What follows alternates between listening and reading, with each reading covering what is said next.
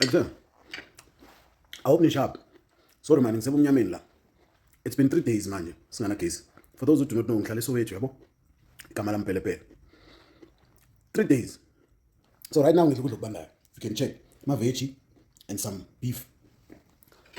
So isisu phela sinandaba ukuthi ukudla kuyabantu kuyashisa. Isisu masilambile, yabo. So manje iflop lami ukuthi 3 days asina case.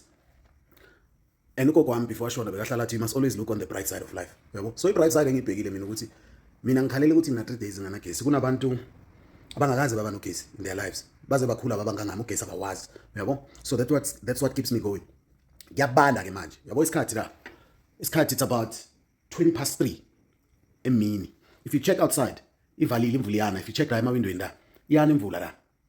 So ngiyabanda. So I'm having my supper ngo-3:20 ntambama so that ngizova ngiyolala because kuyabanda no, so I can't handle it. Ngihlele couchini la. If you check na iblanket la, bengise couchini. So everything is dark la. Kunagesi nix 3 days. Izinto zimelthile ku double door fridge yami, yabo. If you check ene Eskom angikhaleli ukuthi ugesi nobuyise. Ngikhalela izinto ezila. Yabo manje ngumuntu wama oxtail. So if you check kune oxtail la, naye enye phezukwayo, naye enye oxtail la.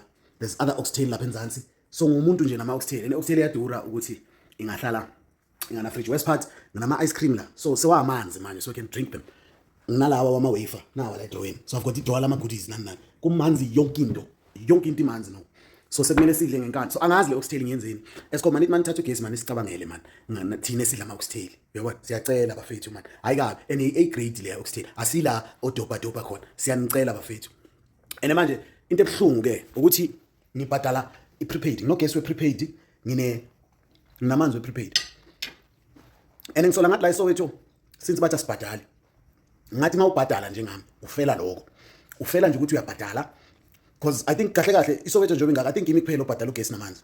The rest abangeni. So ngathi ufela lo. Ngifisa ngathi mawubhadala ugesi namanzi. For ukuthi uyabhadala makhamba ugesi ungahanjelwa wena. So that kuzo drive abanye ukuthi babhadale because bayabona ukuthi mawubhadala awuhambelwa amanzi awuhambelwa ugesi. Iyani imvula manje la ngaphandle yabona. I-driveway yami imanzi. Kuyana. Akunagesi. Kuyabanda kule ndlu mfethu. Like yo. Enhle nje ngathi makhamba ugesi vele kubande ngamasibomu. So after ngiqeda ukudla lama veggie ne beef ngiyolala. Cabanga umuntu ongangami. Cabanga ihunk engangami iyolala ngo3. Nkulunkulu ukuwa komuntu into encane. Wow the bells. And ngiyolala ngi1. Hayi. Cabanga indlela enhle kanje. Hayi so. Life ayikho fena.